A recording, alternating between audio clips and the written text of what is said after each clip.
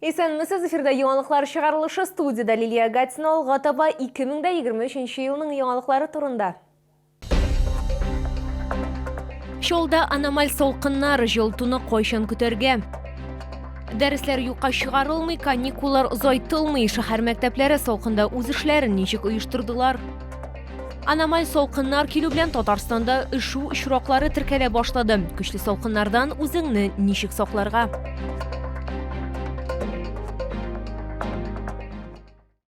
Бүген кайбер автомобильчеләргә үзләренең тимер атлары турында вакытлыча онытырга туры килде. Барысы да аномаль солкыннар арасында. Синоптиклар 32 градуска кадәр суыклар вәгъдә итә. Метеорологлар сүзләренчә, якын көннәрдә җылынуны көтәргә кирәкми. Толырак алдагы материалда. Илнур Ибатуллинның иртәсе кайбер автомобильчеләр кебек машинасын кабызырга омтылу белән башланып китте. Ир эшкә ашыга. Ләкин салкын һава торышы соңга калуның сәбәбе булды. Автомобиль көчле суык аркасында кабынмый. Аккумулятор высаживаю. Не крутит, очень слабо крутит. А из-за чего так? Ну, из-за морозов аккумулятор замерзает. На ночь не занес домой. Илнур машинасын мөстәкыйль генә кабыза алмый, шуңа күрә ярдәм сорап дустына мөрәҗәгать итә. Раза 3 я выходил, заводил. Сегодня ночью в 2 часа ночи заводили мы ее. И вот с утра я встал в 7:30, 7:40 завел. 40 минут она потарахтела и заглушил. Вот его начал прикуривать. У него замерзло. Не лениться выходить, заводить и аккумуляторы домой заносить. Шаулы машина йөртүчеләренең күбесе әлеге кагыйдәләрне үтәп карый. Шулай да бу аларга ярдәм итми. Не заводится машина. А почему не заводится? 40, ну вроде 35 градусов. Поэтому, Первый раз с такой проблемой столкнулись. ну уже 2 дня. Завелась я с помощью отца, потому что он завел машину в гараж, поставил на аккумулятор, с помощью него так и завелась. А в Чернах я таких морозов не помню. Ну, вот такая его была, вот такая работал. Там были морозы, ну, вот, под 40. Ну, проблем с заводкой никогда не было. Суык һава температурасы якындагы тәүлектә дә сакланачак. В предстоящие сутки, 10 января, температуры будут в ночные и утренние часы 32-37 градусов и в отдельных районах до 41 градуса мороза. То есть сохранится сильный мороз. Атнаның икенче яртысында җылыта башлый. Ял көннәрендә 15-20 градус салкын көтелә. Айзилә Шаймөхәммәтова, Христина Балабанова, Ленар Султанов, яңалыклар. Суык булу сәбәпле Чаллыда каникулларны озайтмадылар. Гәрчә сыйныфларда гадәттән укучылар азрак булса да, бүген күпләр өйдә калырга булган. Мәктәпләрнең берсендә безнең хәбәрчебез дә булып кайтты. 6 сыйныфта 24 укучы урынынан нибары 2 генә бар. Аларның берсе Ралина Шәйхетдинова. Кыз башка мәктәптән күчкән һәм бүген аның яңа мәгариф учреждениесендә беренче көне. Я сегодня в первый день пришла в школу, рассчитывала то, что буду знакомиться с одноклассниками, но так не все пришли в школу. Нас уже исчезает, минус. Из-за того, что холодно. Бу ике бала белән без кабатлы үткәрәбез. Дәресләр обычный режимда бар. Дәресләр төгәл график буенча барды. Салкынга карамастан укулар кыскартылмады. Күпчелек укучылар өйдә калырга булганнар. Ә иң җаваплы балалар 4нче сыйныфта укыйлар икән. 30 баланың 8-е белем алырга килгән. Мин бүген мәктәпкә килдем, белем алырга, дуслар белән алышырга килдем. Җылырак киендем. 18нче мәктәптә 952 бала белем ала. Әмма беренче дәрескә нибары 36 укучы килгән. Ә төшкә ашка аларның саны 96-га җитте. Аларның барысында без кайнар аш белән ашаттык. Һәрбер килгән бала белән укытучылар шөгыльләнәләр.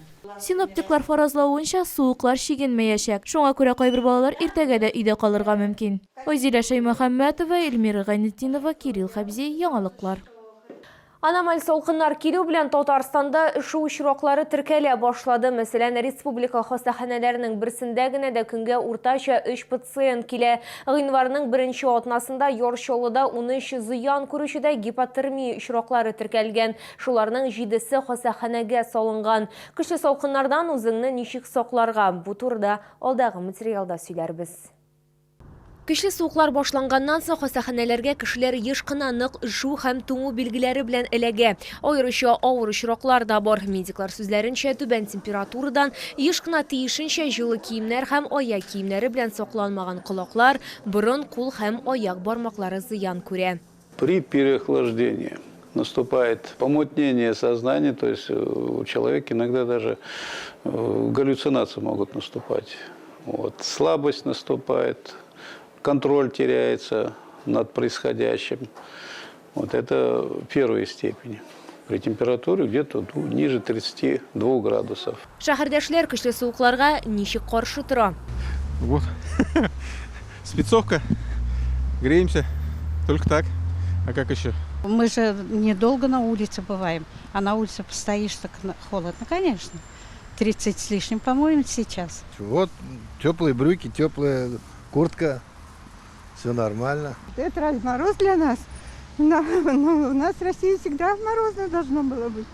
Так что вот так, тепло одевайтесь и все. Надо двигаться, активно двигаться, вот тогда не замерзнешь. Кышкы суыкларны җиңү өчен дөрес кием сайларга кирәк ди табиблар. Гадәттәгедән дә җылырак киенү яхшырак. Аяк киеме кысып тормаска тиеш. Мондый көннәрдә иртәнге аш та мөһим роль уйный. Медиклар шулай ук тәннең ишегән урыннарын һич кенә дә кар белән ышкымаска һәм кайнар су кулланмаска киңәш итә. Бу хәлне тагы да катлауландырачак кына ди алар. Лилия Гатина, Ленар Султанов, Яңалыклар.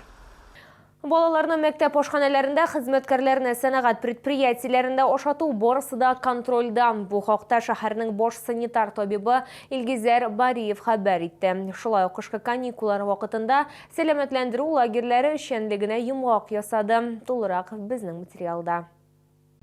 Кышкы каникуллар вакытында 2 сәламәтләндерү лагере эшләде. Аларда барлыгы 687 бала ял итте. Роспотребнадзор идарәсе белгечләре балаларның туклануын һәм ялын оештыру буенча тикшерүләр үткәрде. Мы проверили как сами загородные учреждения, так и операторов питания. Это ООО «Health Food» и ООО «Вкус здоровья». В ходе профилактического визита проведены консультации по всем вопросам санитарного законодательства и даны рекомендации. Шулай ук Роспотребнадзор сәнәгать предприятиеләренең ашханәләрен тикшерүне тәмамлады. Ул республика прокуратурасы йөкләмәсе буенча үткәрелде. Исегезгә төшерәбез, тикшерүләр темпадагы гадәттән тыш хәл фондында узды. Ул вакытта эшчеләрдә эчәк инфекциясе ачыкланган иде. Мэриядә узган аппарат киңәшмәсе барышында Ноил Мәхдиев кисәтүләрне тиз арада бетергә кирәклеген билгеләп үтте. Если чувствуете, что ваши рекомендации не выполняются, есть механизм приостановки деятельности той или иной заводской столовой через решение суда. Одним словом, я думаю, до этого нормально вменяемый руководитель доводить не будет. Мэриядә узган аппарат киңәшмәсе барышында шулай ук авырулар буенча статистикага да тукталдылар. Әйтик, 2023 елның 1нче атнасында шәһәрдә 1800дән артык ОРВИ очраклары теркәлгән. 68 кешедә грипп расланган, 41 пациентта H1N1 гриппы ачыкланган. Лилия Гатина, Кирилл Хабзей, Яңалыклар. Бу сезгә җиткерәсе соңгы мәгълүматыбыз иде. Мин Лилия Гатина сезнең белән сау булашам. Игътибарыгыз өчен зур рәхмәт.